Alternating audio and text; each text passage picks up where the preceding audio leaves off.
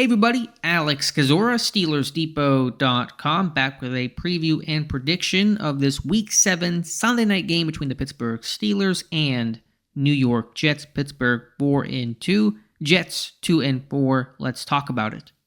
Before we start, if you guys could like this video, subscribe to the channel, and check out the site, SteelersDepot.com. Would really appreciate that. So starting with this game with the Jets offense, and I really want to see how Pittsburgh handles blitzing Aaron Rodgers. There's some good reasons and pros to blitz him, some cons to play coverage. If you want to blitz him, Rodgers has not been great against the blitz this year. Watch the Minnesota game, all the issues he had there, threw 3 picks, the sim pressure got him, dropping guys into coverage, led to a pick 6. Certainly, I think has made him speed up more than he would like to. The mobility's not quite there as it used to be. The offensive line, a little healthier, but still not great overall. That could be an asset. The concern is, he gets the ball out in 2.5 seconds, 4th fastest in the NFL this year, and you got so many weapons to deal with in coverage. Do you worry about exposing yourself on the back end if you're sending extra people now that you have Garrett Wilson, Devontae Adams, and also Allen Lazard? So I really want to see Pittsburgh's approach. They have been very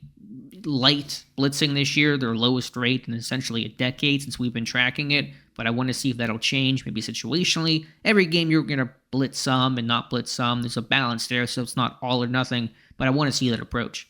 When it comes to the run game for the Jets, they got Breece Hall, who's kind of in a Najee Harris moment, at least kind of earlier year Najee Harris, where it didn't have a great line to run behind, had some size and power. The success rate wasn't there. The yards per carry wasn't gaudy, but a talented back and somebody that can be a threat as a receiver as well. He comes into this game tied second on the team with 26 receptions, maybe used a bit less now that you have Adams and Wilson in this infusion of talent, but a guy to be reckoned with. And so it certainly starts up front for Pittsburgh. Getting Alex Highsmith back is big for run defense and certainly for pass rush as well. So stopping the run, and the Jets are incorporating some more motion under new play caller Todd Downing. It's just kind of tough for me. While there are obviously known commodities and names for the Jets offense, Devontae Adams' first game, play callers in his second game, you're not maybe 100% sure how all the pieces are going to fit, and that can make this one tricky. But bottom line is, can Rodgers slice and dice up this Steelers defense that may play a lot of zone? Will he attack Beanie Bishop? I'm sure as a 20-year NFL quarterback, he knows the guy to go after is not Porter, less so on Jackson. Go attack Beanie Bishop. Can they create some matchups that are going to make things problematic for him? Try to get Lazard, a big, tall receiver that's 6'5", on Bishop. We'll see. Bishop bounced back after a really poor game 2 weeks ago. Was better against the Raiders, but this is a whole different ballgame versus a much different, much better quarterback. Defensively, the Jets' run defense has been average to probably below average this year. I think Pittsburgh can run on them. I think there's 2 reasons for that. A, the Jets don't have quite the interior pluggers that even the Cowboys and the Raiders' less than stellar run defenses overall have. The Jets have some smaller guys, some quicker guys inside, some talented guys, and Quentin Williams, a really good D tackle, but I think Pittsburgh generally does better against those types than they do against kind of the real kind of classic one-tech nose tackle types. And so I think that's one reason. Also, watched the Buffalo game last week, and the Bills had a lot of success running weak side. They would, line the strength to the right side. They would run weak side to the left. Pittsburgh has been doing that more the last 2 games. It's been more effective. So that could be another thing in strategy they lean on. The real matchup to watch, though, with the run game, and really overall, is Ryan McCollum making his first Steelers start at center, replacing Zach Frazier, facing Williams and Kinlaw, those guys along the interior for the Jets. Can McCollum hold up and create some movement? You just don't know a ton about him. He came in the second half of the Raiders game, thought he held his own, but really need that guy to step up. He's an X factor.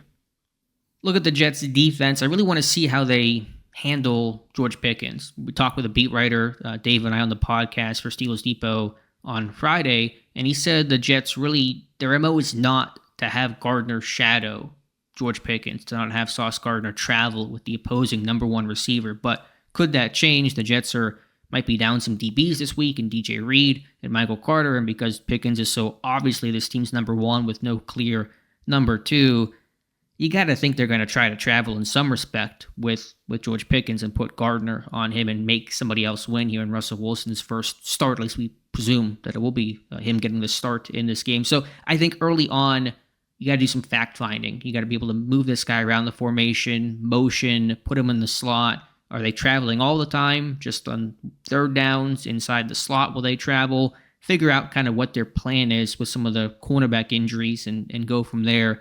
With Wilson in this game, a lot to discuss, and really the focus is on him as much as it is the Jets defense. A tough group overall, not an easy way to work your way back into the lineup, but such is life in the NFL. So can Wilson find Pickens the ball early? Can his play action be effective? I think the Jets have done a good job defending play action this year, but I think Wilson does a better job with executing the fake than what Justin Fields has shown this season. So can Wilson get into a rhythm? Can he find chemistry? Will there be miscommunication in terms of slight adjustments? And are you going to stop your route here? Are you going to keep going? You worry about that, some of the growing pains that come from a quarterback who's starting in the middle of a season essentially and did not work a ton in training camp because of that calf injury, the original one that he suffered. So that'll be really key. But obviously, just can you get the run game going? Can you stay on schedule?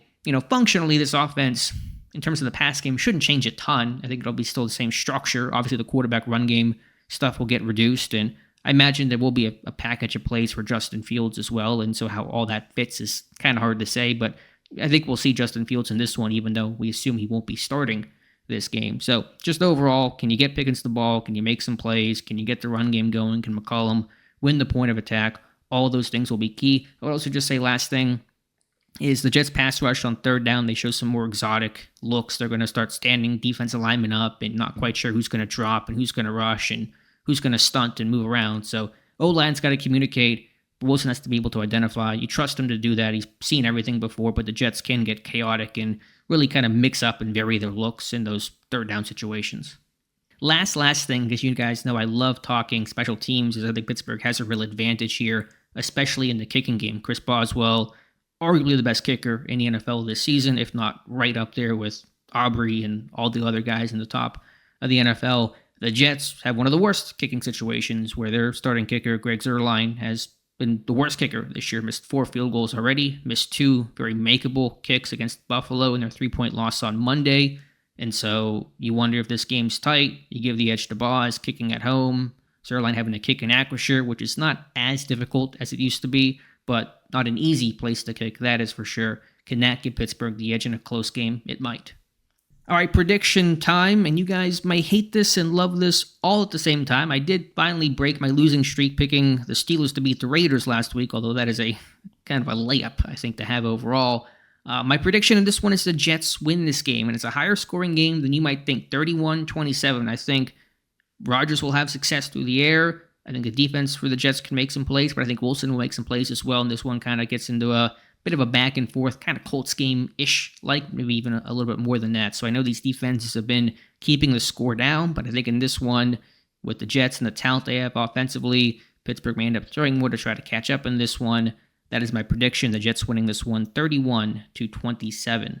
So let me know your thoughts in the comments below. Appreciate you guys watching. Drop your score prediction also in the comments below. Do you think the Jets will win, or will the Steelers come out on top? Be sure to like this video, subscribe to the channel, and check out the site, SteelersDepot.com. Thank you so much for listening, and we'll talk to you soon.